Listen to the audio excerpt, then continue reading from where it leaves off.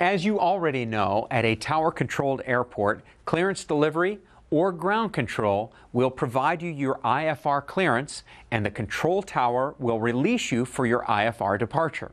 But what do you do when you're leaving an uncontrolled airport or the tower folks have shut down for the day? Well, in those cases, the primary issue involves communications while you're still on the ground. How will you get your clearance? And how will ATC fit you into the IFR traffic flow after your takeoff? Well, there are several possibilities for getting your IFR clearance when there's no control tower. At some airports, there is a dedicated remote clearance delivery frequency like this one at Independence, Kansas. At many airports, you'll be able to talk to a nearby departure control while you're sitting on the ground. For example, at Greenwood Muni in Indianapolis, you should be able to raise Indianapolis departure control on 124.95 while you're still on the ground. In remoter areas, it might be an air route traffic control center instead, like here at Kankakee, Illinois. In these cases, you can get your clearance directly from ATC over the radio. And that's the best way to get your clearance, if it's available, because it's absolutely the simplest. But what if the airport you're departing from doesn't have an ATC facility within radio range? Well, then it's time to turn to your friends at the flight service station. And the good news is there are several ways to reach them. At many airports, you can reach the FSS by radio through an RCO, a remote communications outlet, and you can find the frequency listed on the NOS en route chart and also in the airport facility directory. If you're using JEP charts, you'll find the frequency on the approach plate. At other places, you may be able to communicate through a VOR station close to the airport. Now, as you remember, if the frequency above the box has an R, you would transmit on that frequency and receive on the VOR frequency. Then the FSS specialist will get your clearance from ATC and read it to you. If that's not available, you can use the same toll-free FSS number that you use for weather briefings and filing your flight plans to get your IFR clearance, and that again is 1-800-WX-BRIEF. There's some serious telephone overacting going on there. You can call from a phone at the airport, or better yet, from a portable phone in your airplane. Here's a rich guy with a portable phone. Now, there's another communications resource increasingly available at uncontrolled airports, and it's called Ground Communications Outlet, or GCO. When you use a GCO, you use your radio to call through a telephone connection, either direct to ATC for clearance delivery, like this one for Murfreesboro, Tennessee. Here's your Nashville clearance. And try and say Murfreesboro 3 times fast. You'll end up with something like Wenatchee when you're finished. Or you can call a flight service station like this one at Storm Lake, Iowa, and you will connect to Fort Dodge FSS or Fort Dodge radio. And sometimes you can use the same GCO to talk to either. Now, they don't want to start a telephone call every time someone happens to transmit on that frequency.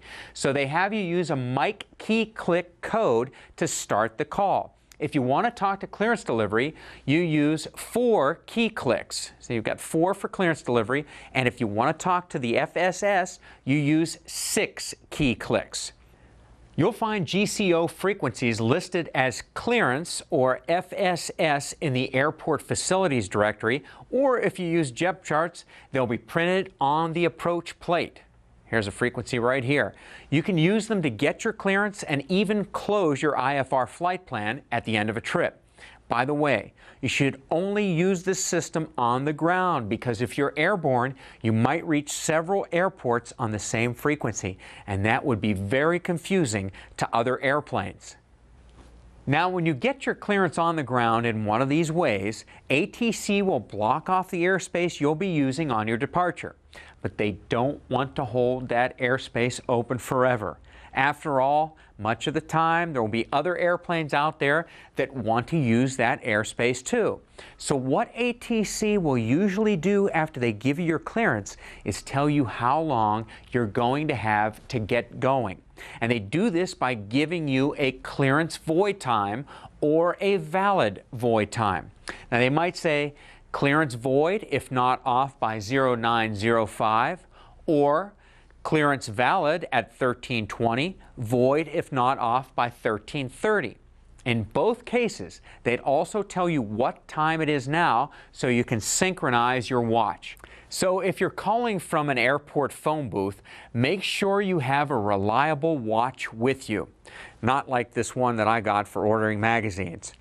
If you couldn't take off by 0905 or between 1320 and 1330, you would have to call the facility back and let them know so they could release the airspace to someone else and give you a new time for takeoff.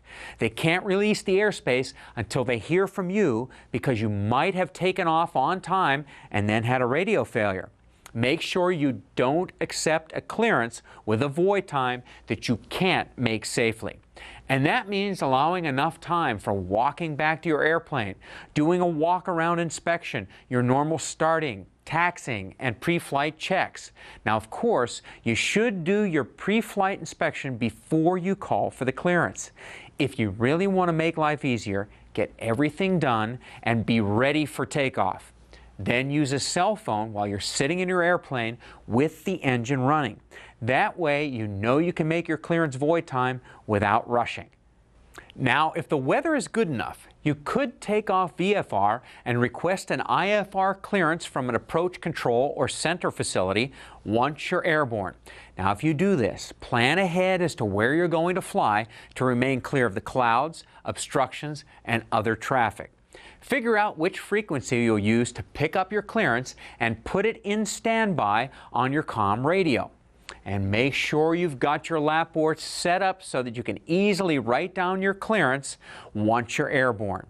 You'll only want to take off VFR when the ceiling and visibility are good enough so that you can comfortably remain VFR for as long as it takes to get a clearance.